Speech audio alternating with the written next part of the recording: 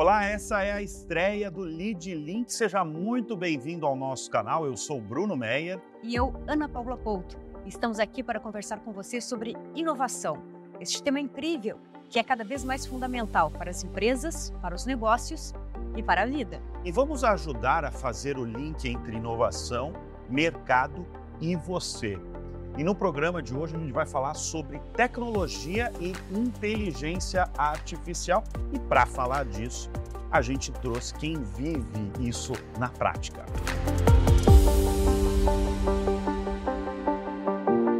Bom, e os convidados do programa de hoje são Leonardo Santos, CEO e fundador da Semantics, e Alberto Leite, que é presidente executivo da ESA Security.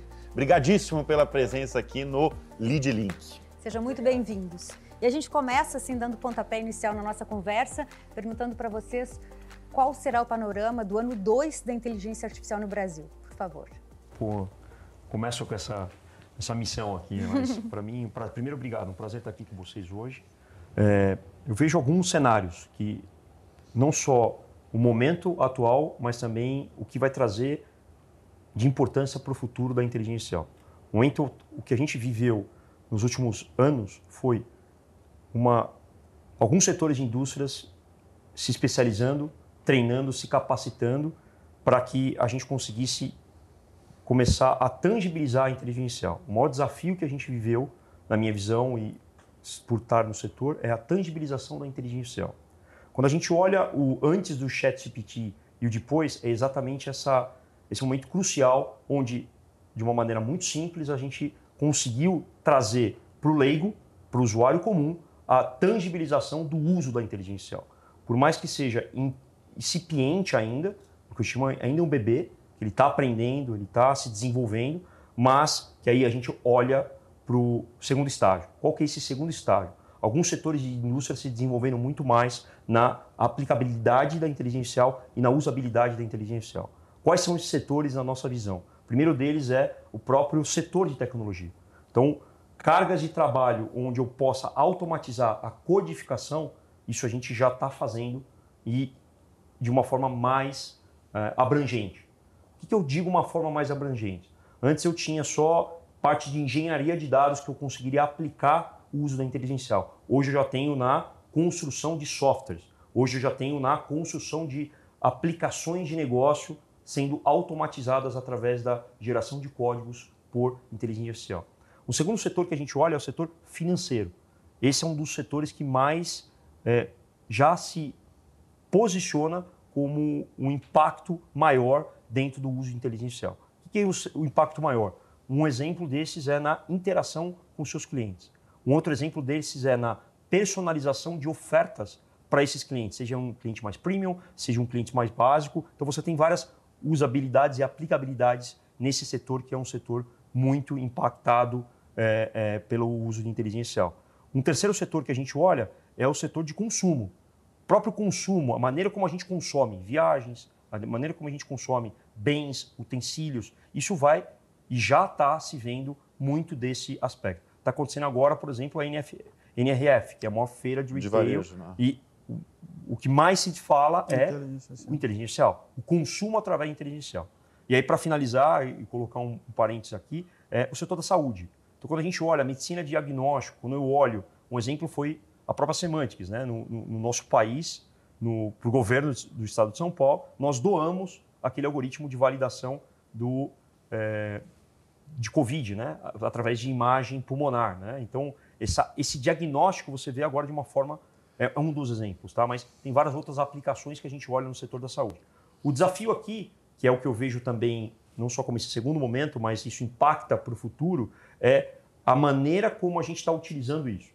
O quão importante é o fator regulatório, o fator ético, o fator de uso dos dados, porque no final do dia a matéria-prima disso tudo é o dado. Então, se você tem uma estrutura de dados onde ela não te permite trazer um lado legal, né, é muito difícil você ter uma inteligência artificial que possibilite você não estar infringindo uma lei. Eu quero dizer o seguinte, se você compra dados de uma maneira ilegal, no caso na Santa Efigênia, aqui em São Paulo, e outros, ou na Deepfake, né, ou da Deep Web, putz, como é que você vai utilizar isso? E aí exige uma regulamentação. Como é que a gente regula isso? Uma coisa que está acontecendo no nosso país, que pode ser uma coisa muito incipiente, mas que vai trazer esse conforto futuro, é o que a gente está colocando de registrar dados. Então, você está vendo agora o Banco Central colocando as registradoras como obrigatoriedade, né? Então, se você vai fazer um desconto de uma duplicata, você tem que registrar isso, né? Talvez é um início de algo como, por exemplo, a materialização da monetização de dados e o registro desses dados pode vir a ser um dos caminhos. Não estou dizendo que é esse, pessoal. Esse é um desafio que não nós aqui, mas o mundo está se questionando. O mercado europeu já regulamentou, agora precisa executar, ver como isso vai ser adaptado através das aplicações, dos negócios, dos setores. O mercado americano já se discutindo e o mercado brasileiro iniciando essa discussão. Então, esse é um pouco do cenário que eu vejo para 2024, como é que a gente vai estar utilizando para esses setores. Então, você vê agentes de AI. O que são esses agentes de AI?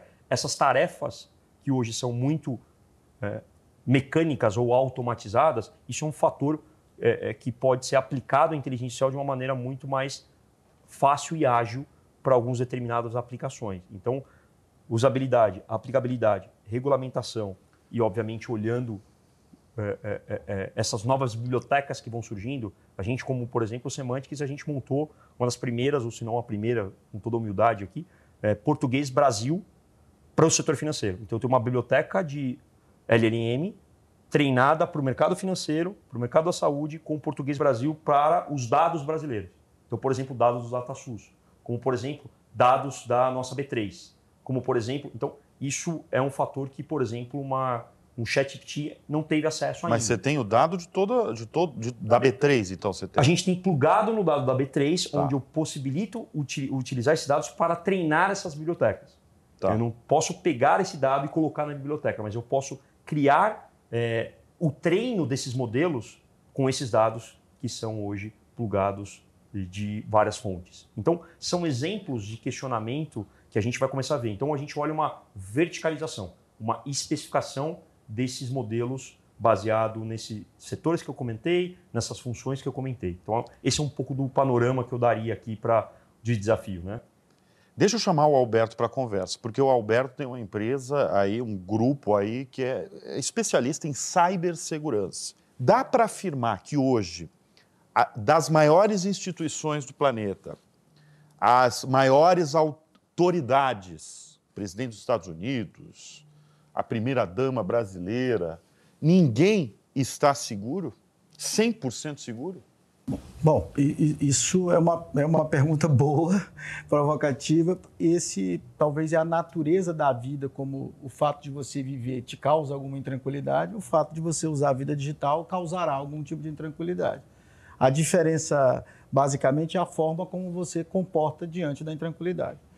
Sendo prático, se você tem um modelo educacional orientado à cibersegurança, por exemplo, de conhecer qual é o perigo, conhecer causa e efeito das coisas, de uma simples abertura de um e-mail, um clique no link, a exposição de dados sobre qualquer pretexto, você ter essa educação, somado com softwares que podem te auxiliar nisso, e uma matriz regulatória que ajude nesse processo de manipulação de dados ou não, você pode estar menos exposto ou mais exposto. 100% garantido, a vida digital é muito similar à vida nossa física, real. O fato de você estar vivo, você está exposto a risco. O fato de você usar como o que é a internet? É uma grande interface de você com todos, né? Então, vou dar um exemplo de um portal qualquer, né? Você conecta num portal, você está conectando num servidor que você não está vendo onde é o servidor. Sim. E os cuidados que houveram de cibersegurança sobre aquele servidor. Você confia. É como confiar na Bíblia, na palavra de Deus. Você confia, porque, enfim, você conhece o reputacional da marca, você conhece o reputacional da empresa que está por trás, ou o efeito rede que milhões de pessoas usam, não dá problema nenhum, eu também vou nessa. Mas isso quer dizer que você está seguro? Não necessariamente, porque parte... Eu vou dar um exemplo para ilustrar melhor. Se eu sou policial e digo, olha, Bruno, não entre nessa rua porque ela é perigosa. Mas você, por livre-arbítrio, vai lá e entra. E aí você é assaltado. O teu comportamento humano é teu. É o livre-arbítrio. É o fato de poder decidir as coisas. Então, respondendo a tua pergunta de forma objetiva, não há uma terra onde a lei é 100% segura, mas há coisas que você pode fazer para diminuir bastante. Não, mas você falou, por exemplo, olha, você recebeu um link num e-mail, né? E aquele e-mail está com vírus, ou é um hacker que vai entrar no teu computador, no teu celular e vai revirar a tua vida. Mas acontece que, por exemplo, aliás, os hackers estão muito avançados, né? Às vezes você não clica em link nenhum, não recebe ligação essa nenhuma. Coisa do e você zero. tem, por exemplo, um aplicativo de um banco, que acontece isso, já aconteceu várias vezes no Brasil, de você lá ter uma aplicação e, de repente, assumir o dinheiro. Isso que mais tem acontecido, aliás. E aí? Porque você não clicou em nada. Essas aplicações silenciosas, que você não precisa de intervenção É a aplicação humana, silenciosa que você chama. Elas são hoje o que há de melhor dos hackers. Assim, hoje, se você perguntar para um atacante, uma pessoa que está disposta a te atacar, essas aplicações silenciosas são as mais impactantes, porque não depende de condição tua de clique, de olhar na câmera, de gravar um áudio, não depende de nenhuma intervenção humana. Ela funciona sozinha. Mas o atacante, ele funciona tal qual o risco-retorno do investimento. Ele não vai fazer só para você, porque o custo de fazer isso não vai compensar só para te atacar. Então, ele faz isso em larguíssima escala. É por isso que afeta, às vezes, grandes corporações como bancos. Embora, há que se dizer que os bancos brasileiros têm um nível de maturidade para a cibersegurança muito avançado, muito acima da média nacional. O Brasil... É média global. É média global. Desculpe, na média global. O Brasil hoje, em vários rankings mundial de nível de maturidade, nós estamos mais ou menos como se tivesse a Inglaterra em 2017. Nós estamos 6 anos atrás do que seria um país de primeira linha no combate à cibersegurança. Nós estamos mais ou menos isso aí. Se fosse fazer uma conta assim meio... Sim, uma analogia aqui, nós estaríamos aí em 2018, esse nível de maturidade que eles já estão contra o nosso. Mas os bancos brasileiros não.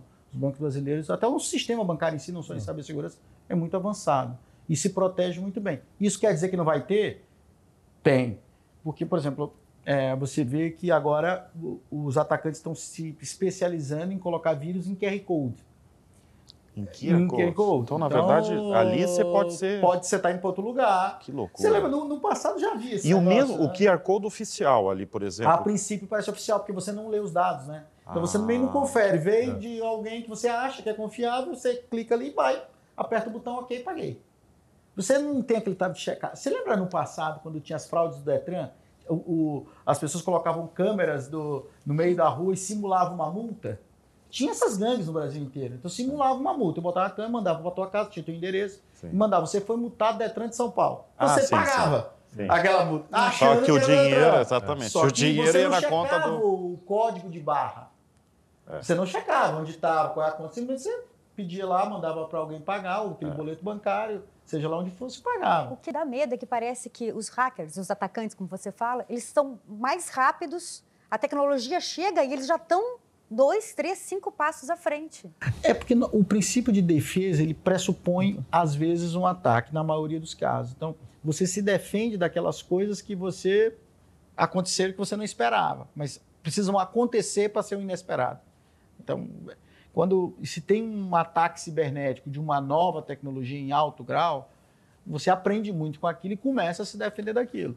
E o atacante olha na perspectiva de vulnerabilidade. Por exemplo, o cara vai te roubar e é uma coisa um pouco mais planejada. Ele estuda seu lifestyle, que hora você entra, que hora você sai, que carro você usa, se tem segurança, se tem carro blindado. Porque tem os dados, você vai, né? Porque ele vai pesquisando os dados. Você vai lá pesquisar. E esses dados hoje estão digitais. Não precisa eu fazer uma campana de ficar ali de luneta te espiando. Eu faço isso de forma digital. E aí, com este elemento, eu faço um ataque. Bom, aí eu faço um ataque e você, depois vítima, vai aprender um montão de coisas. Que a polícia vai te contar, o colega que já passou por isso vai te contar, você vai aprendendo um monte de coisa e você vai se educando a dizer, putz, realmente, eu usei ali um joguinho que eu não sabia de quem era, e aquele joguinho pediu acesso da minha câmera, da minha localização, pediu acesso dos meus contatos, pediu acesso blá, blá, blá, blá, blá, e eu dei, e eu não sabia, e por ali vazou. Aí vazou um bando de dados seu por ali, como, por exemplo, teu rosto, eu faço fotos em background, porque você liberou a câmera, e eu faço, e ali eu já passo no identificador facial. E você simplesmente vai botar a culpa no identificador facial. Sim. Mas, na verdade, é um hábito, é um processo educacional para você ficar mais concentrado nos perigos de cibersegurança. Agora, é verdade uma coisa, cibersegurança não convive bem com o conforto da navegação, da usabilidade. Vou dar no mundo real. Se sua casa tem 5 portões, 5 cadeados para entrar, dá mais trabalho. Abre o primeiro portão, abre o segundo. A mesma coisa é cibersegurança.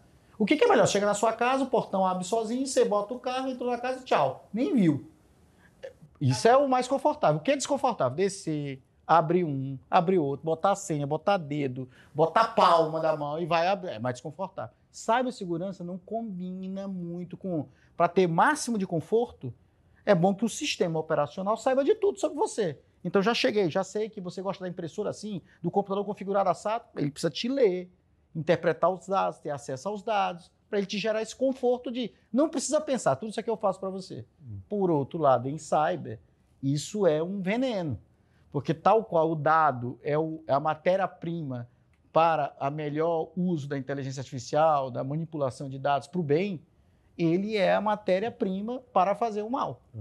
Então, o conforto e o desconforto tem esses dois vieses aqui, para um lado ou para o outro. Alberto e Leonardo, quero saber dos dois especialistas em segurança, como vocês se protegem.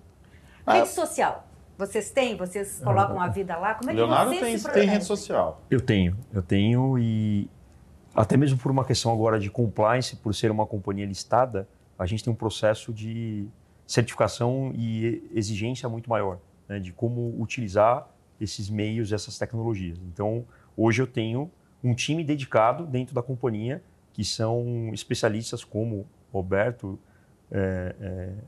dentro da empresa, mas num âmbito muito menor do que o próprio Alberto. O Alberto presta esse serviço, né? Mas na sua vida pessoal, como você se protege? Eu, de várias formas. Então, um exemplo eu não posso nunca colocar o que eu estou. Nunca não, mas eu não ponho o meu lugar. Porque aquilo eu não ponho a frequência do meu... Eu mudo a minha rota. Eu uso carro blindado. Então, eu tenho vários requisitos, vamos chamar assim, ou pré-requisitos que eu acabo seguindo. Quer dizer que eu estou protegido? Não. É o que ele falou.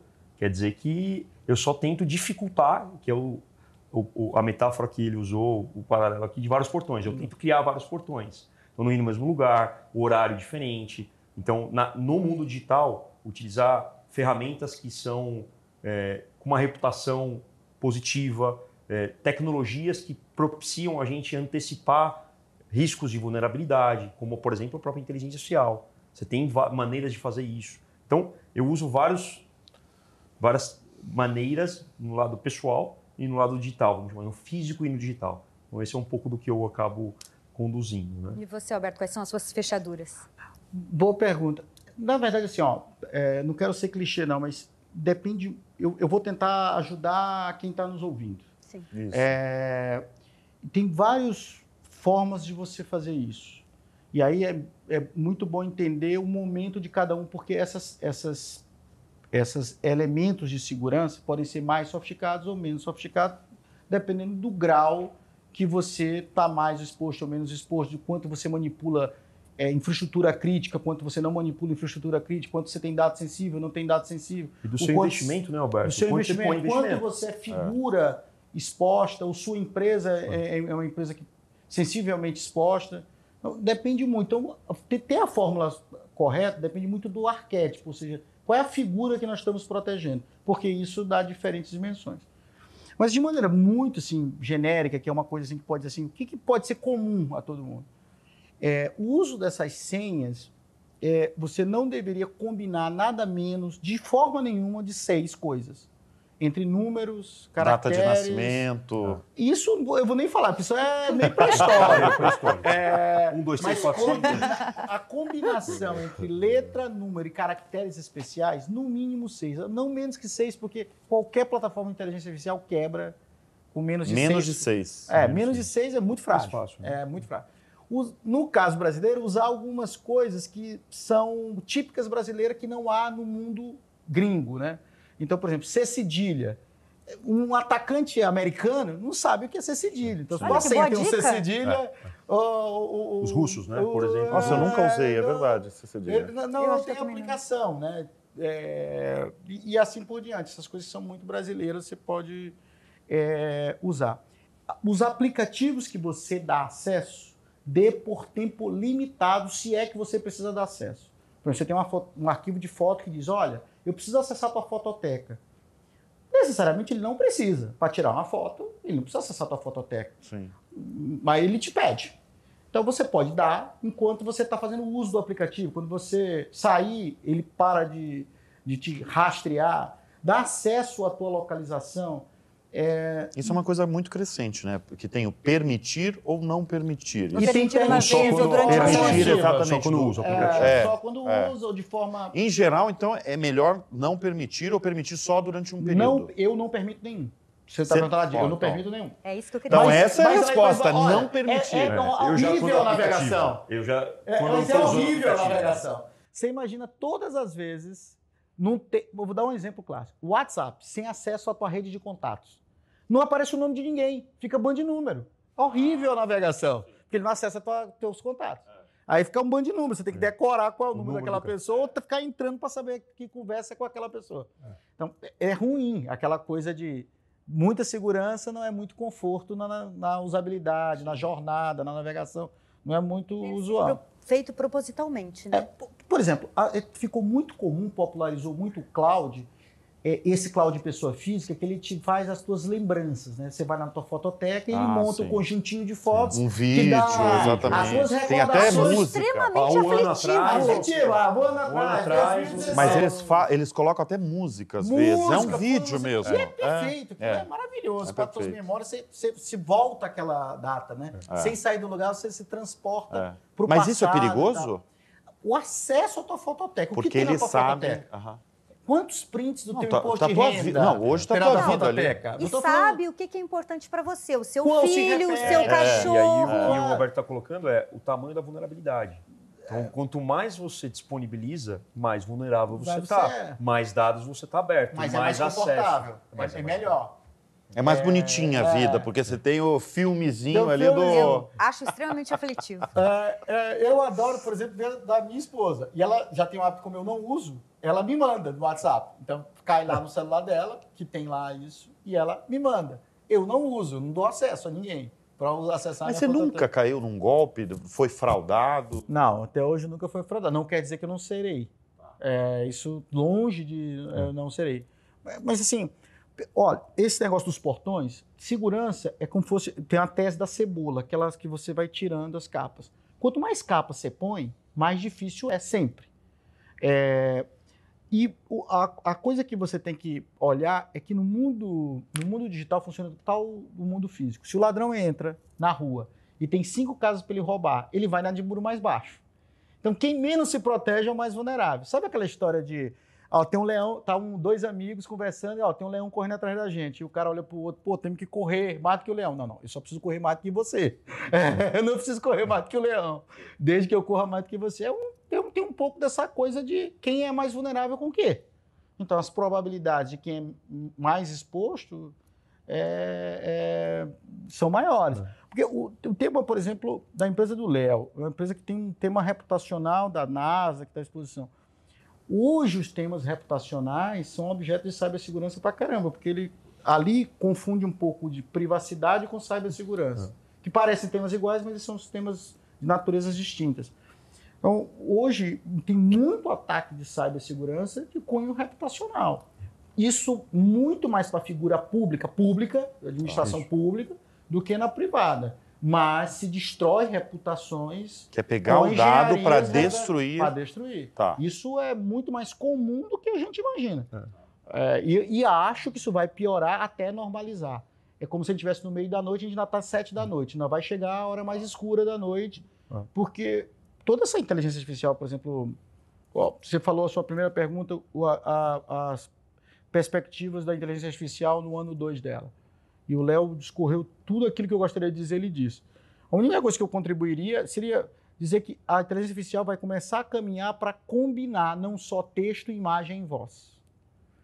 E aí você, com isso, você quer dizer o seguinte, não só um chat GPT vai te dar lá o texto, mas ele daqui a pouco ele te dá junto um sintetizador com tua voz de terceiro e com a imagem sua de terceiro. E você intensificou mais a tua empresa depois da CVM americana, mais em cibersegurança? Nós tivemos que adotar novos processos nos quais nós não estávamos totalmente aptos para reportar ao regulador americano. Sim, a gente teve que investir. Não muito mais, Bruno, por quê? Porque eu já venho desse setor, eu sou desse setor. Então, eu já invisto muito nesse tema sobre cibersegurança. Não só por isso, porque eu armazeno muitos dados dos nossos clientes. E são clientes, grandes bancos, grandes instituições financeiras, grandes hospitais, grandes processadores de cartões e por aí vai. Então, eu já tenho essa necessidade, por isso das certificações, as plataformas, as nossas aplicações são certificadas nos maiores níveis de segurança possível, mas você vê claramente muito desses nossas demandas, os mercados e os reguladores buscando se adaptar. E isso não para. Isso é o que o Alberto comentou. É o tempo todo você ir buscando novo. Um exemplo é a própria inteligência artificial. Vão ser criados, muito provavelmente, novos vírus, novos phishing, novos tipos de ataque que hoje não é de conhecimento devido à capacidade de você personificar, de você processar dados de uma forma mais barata, até mesmo algoritmos que vão permitir você correlacionar informações que hoje é muito difícil. Vou dar um exemplo. A gente, como acho que algum de vocês sabe, a gente investe bastante no que é a próxima geração de processamento de dados e por aí vai. Então, a gente tem, faz mais ou menos 2 anos e pouquinho, desde que a gente foi para a MIT, computação quântica. Então, a gente está investindo muito nisso, não no hardware, mas como utilizar o algoritmo para isso. Então, até escrevi uma tese sobre essa. Para mim, o grande trigger que vai acelerar a computação quântica é a própria inteligência artificial, por causa da capacidade nova de processar, armazenar e por aí vai. Então, muita coisa nova está por vir e muita coisa a gente não sabe, e aí é o gato e rato, né? A gente tem que ficar o tempo todo... Sim, perdão. Alberto, devemos temer a inteligência artificial generativa ou não? A gente aqui nos bastidores estava conversando um pouco sobre isso e você colocou que existem, na tua visão, tem 2 grupos, os entusiastas e os que têm... Os apocalípticos. Os apocalípticos. Eu estou no rol dos entusiastas. Não, eu imaginava. Então, minha resposta vai Leonardo com esse viés. Entusiasta ao máximo. Eu sou um super entusiasta. Eu presenciei o advento na internet no Brasil, muito novo, há 30 anos atrás, e eu vi o grau de transformação na vida das pessoas. Eu também tive um segundo coisa que minha vida me trouxe, foi a privatização do setor de telecomunicações. Telecomunicações é transporte de dados, na época fazia voz, hoje faz pela internet. E, por exemplo, vou dar em telecomunicações, quando se colocou internet no celular, 2007, 2006. E as pessoas diziam, olha, isso vai acabar com a educação do meu filho, vai ficar com o celular, vai isso, vai aquilo, vai acabar com a concentração das empresas, as empresas vão ter o que fazer, as pessoas vão ficar conectadas nisso, aquilo. E assim, eu presenciei o bombardeio de mídia que vinha sobre isso, quando privatizou o setor antes, que era, vai acabar com o emprego, destruir emprego, a privatização, acabar isso com isso. Isso que falam hoje de inteligência artificial. É um paralelo. Total. 25 anos após a privatização do setor de telecomunicações, ocorreu em 2023, 6 meses antes, teve o blackout do Instagram e do WhatsApp. Aqueles 8, 9 horas que nós ficamos no Brasil sem Instagram.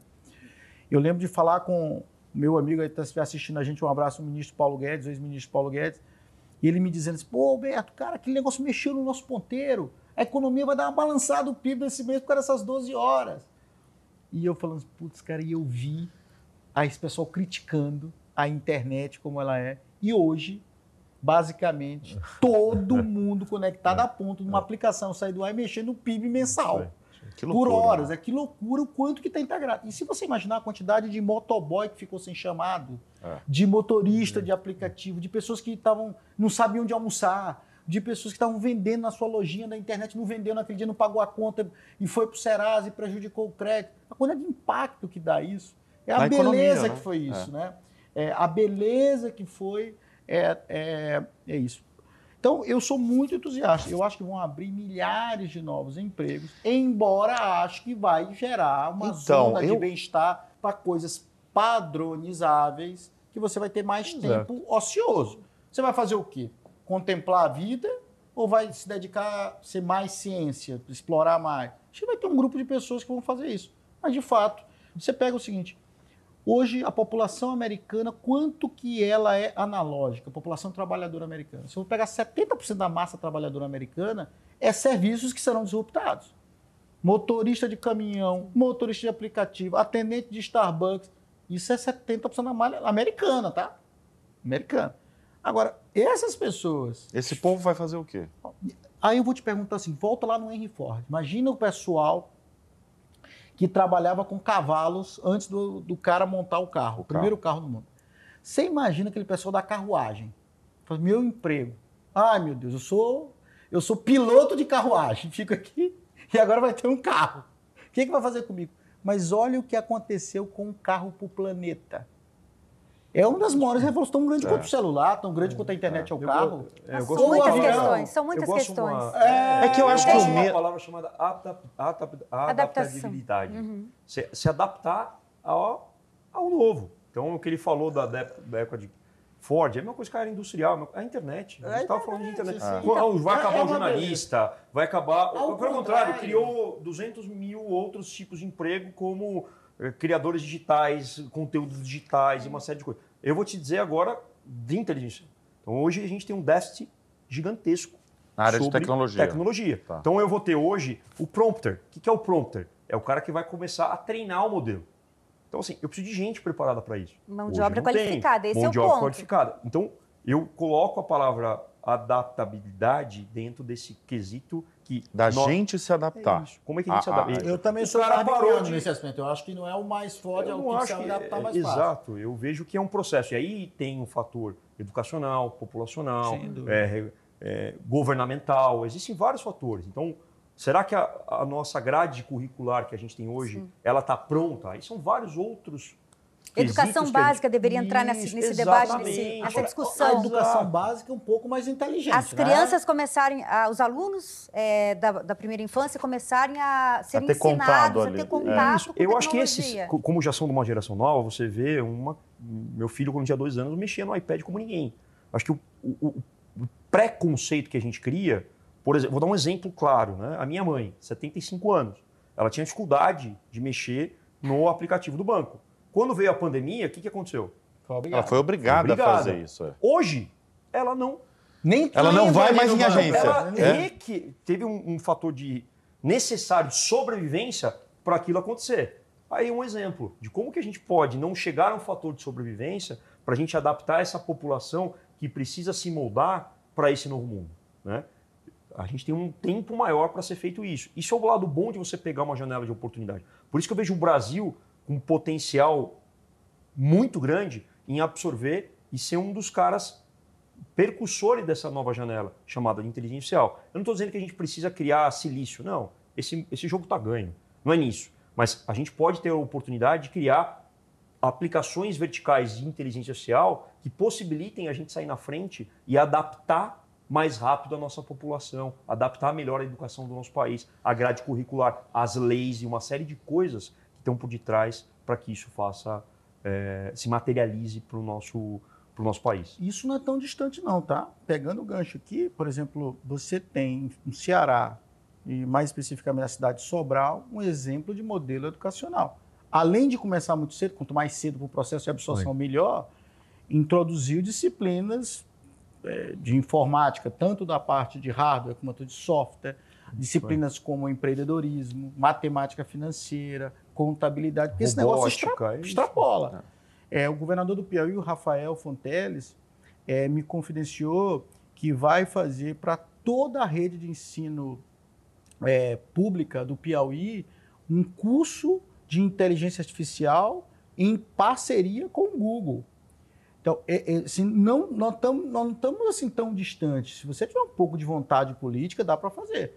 Até porque o governador Rafael me disse lá do Piauí, foi que, inclusive, tem uma colaboração grande do Google para tornar isso muito barato, para ser acessível ao governo poder comprar e entregar de entregue para os estudantes, uma grade curricular de todo o ensino médio dos estudantes dos estudantes de Piauí. E vou te dizer mais, a inteligência artificial tornou o processo de aprendizado muito mais fácil e mais simples. Então, você tem lá, por exemplo, na MIT, tem um professor que dá aula de economia de plataforma, que é um cara super conhecido, assim, ele que praticamente decifrou o que era a Microsoft, o que é essa economia de plataformas, né? Que é a base do Instagram, da Microsoft e tudo mais. E esse cara estava dizendo assim, que, olha, tinha um módulo aqui que eu ensinava, ele é o coordenador do curso. Meus professores ensinavam em 6 meses. Nós estamos trazendo isso para 2 dias, o que era 6 meses, e estamos treinando as pessoas para fazer as perguntas corretas. Porque o princípio da inteligência artificial é fazer perguntas corretas, que é o prompter, se for um operador, né? Que é nada mais do que a nossa vida. Se a gente faz as perguntas corretas, escuta e faz as perguntas corretas, a gente sai do outro lado. Então ele está botando, então ele adaptou, ele usou a inteligência artificial para melhorar o ensino e dizer coisas óbvias, você não precisa mais aprender, está aqui. Mas como manipular isso e tirar o melhor disso? Isso aí eu vou te ajudar. Ser senso crítico, habilidade de se comunicar, enfim. Isso eu vou tentar te ensinar. Então, eu acho que essas coisas, a gente está diante de uma coisa muito nova, é muito cedo para tudo. Por mais que nós sejamos entusiastas, aqui eu e o Léo, mas tudo aqui nós estamos num campo de expectativas, né? Nós não temos isso muito concretamente dos impactos. A gente sabe que é muito grande e pode ser maior do que a gente imagina, né? Mas os benefícios também disso, nós estamos no campo dos entusiastas, mas não estão totalmente mapeados ainda. Eu acho que serão enormes. Você vê o seguinte, a Força Aérea Americana, o caça americano, os pilotos de caça americano estavam com medo de perder o emprego por causa dos drones de guerra. E aí fizeram um cálculo, a Marinha Americana fez um cálculo de quantas pessoas são necessárias para botar um caça para o ar e o cara atacar. X pessoas. Com os drones, X mais 80 pessoas. Abriu muito mais emprego em drone do que, porque o nível de precisão, os cálculos, do que tinha com o piloto de caça. É a mesma coisa na internet. É a mesma coisa. Qual é o setor hoje mais avançado e o mais atrasado em relação à inteligência artificial? Léo, você que tem tantos clientes. Vamos lá, eu vou ser bem pragmático. Em tantos setores. Financeiro. Né? Financeiro está mais avançado. Está mais avançado. Tá. Por quê? Maturidade de uso de dados. Esse é um setor que tem essa maturidade. Um banco tem milhões de clientes. Você vê, ele sabe usar ele sabe usar, ele já entendeu que isso é importante, até mesmo para os próximos passos, eu diria até uma questão de sobrevivência de futuro de uma grande organização como essa. Tá. Então, o setor financeiro, por ter investimento, acho que são vários componentes que mostram que esse é um dos setores que tem sido aí um dos que mais os entusiastas, né? Primeiro pelo conhecimento, segundo pela maturidade, terceiro pelo investimento. Então, o setor financeiro do país é na minha visão, um exemplo para o mundo. O setor financeiro brasileiro é um exemplo para o mundo. Você sabe, estou morando nos Estados Unidos. Eu não tenho Pix, eu tenho que ficar usando. É impressionante. Isso, né? Eu paguei meu imposto americano por cheque. Então, assim, agora, isso é muito impressionante. Final de 2023. Tão arcaico, né? Pensar então, em talão de cheque. Eu recebi uma carta, entendeu? Eu estou dizendo agora, nesse século, não estou dizendo. Então, o setor financeiro é um setor que tem um nível de maturidade, tem sido um pioneiro e um entusiasta saindo. Acho que o segundo setor que a gente está olhando é o setor de consumo. Por quê? Principalmente mercados digitais, né? E-commerce, essas plataformas que de uma certa forma já utilizavam, mas não utilizavam a palavra AI, mas já faziam machine learning, né? Então, por exemplo, você processar carrinho perdido, né? Eu entender comportamento de carrinho perdido. Isso não deixa de ser uma aplicação de algoritmos, mas claro, é uma aplicação de um algoritmo muito menos maduro do que a gente tem hoje e que pode ser aplicado hoje. Então, esse é um segundo setor que eu vejo que já está muito teste, já tem muita evolução. Um terceiro setor é a própria saúde. Isso eu posso dizer porque esse é um setor forte da Semantics e a gente tem visto hoje uma quantidade de aplicações e oportunidades crescendo de uma forma muito rápida. Então, eu olharia para isso. E tem o da educação, que o próprio Alberto falou, né? Então, tem muita gente fazendo o que a gente chama de nano-learning, né? Como é que você vai fazer pílulas de conhecimento baseado naquilo que é a dificuldade do Bruno, a dificuldade do Alberto. né? Como é que eu entendo esse comportamento e faço um direcionamento de conteúdo mais direcionado? E aí, inteligência artificial é algo que pode, de fato, estar revolucionando, como o exemplo que o Alberto colocou e vários outros exemplos que a gente tem. Então, eu olharia esses 3 setores. E, não, desculpa esquecer, o setor da tecnologia. Então, para mim, a própria tecnologia em si. Então, o que vai ser criado de startups, o que está sendo criado de novos produtos, para mim, esse é o mais impressionante, né? Então, esse eu colocaria essa ordem. Primeiro, software, tecnologia. Segundo, financeiro, consumo e saúde. Bom, se a gente ficar... É o seguinte, é exatamente o que eu estava pensando. Na verdade, tem que abrir mais um programa. Não, eu estou contando uns 5, pelo menos. Pelo menos mais umas 5 horas conversando com esses dois. Não, mas é verdade, senão a gente... Porque o tema é tão atual e vai continuar sendo atual. E tão impactante. Com tantas então aplicações. mexe tanto com a nossa vida que é a nossa vida. Né? Tudo isso que a gente conversou nessa edição é a nossa vida. Que a gente está falando de conta bancária, a gente está falando de saúde, a gente está falando... Consumo. De consumo. É mundano. É uma coisa impressionante. Mas a gente tem que finalizar, né? Porque já estão pedindo lá para finalizar. Estamos sofrendo, mas temos que finalizar. Exatamente. Olha só, queremos agradecer, evidentemente, a presença de vocês. Que papo extraordinário. Gratidão, viu? Obrigado pela oportunidade. A gente recebeu aqui os nossos convidados, Leonardo Santos, CEO e fundador da Semantics, uma empresa listada, né, em Nasdaq. Sim. Você falou algumas vezes. Deep Tech, né? A primeira Deep Tech brasileira listada. Da América Latina. Da América Latina. Da América Latina. Listada em Nasdaq. E Alberto Leite, presidente executivo da ESA Security. Isso. Obrigado mais uma vez pela Gratidão. presença. Obrigado, Alberto, todos pela oportunidade. Obrigado, Léo. Realmente queria fazer mais um programa. Mais talvez, uns 3 programas, pelo menos. Exatamente. Infelizmente, nós ficamos por aqui. A gente agradece muito a Casa Lead por nos receber e também... E a gente agradece também a Inove Banco, que nos apoia aqui no Lead Link. E fica o convite, né, para os próximos programas, né, Ana Paula? Obrigado sempre pela presença de vocês. Até mais. Até.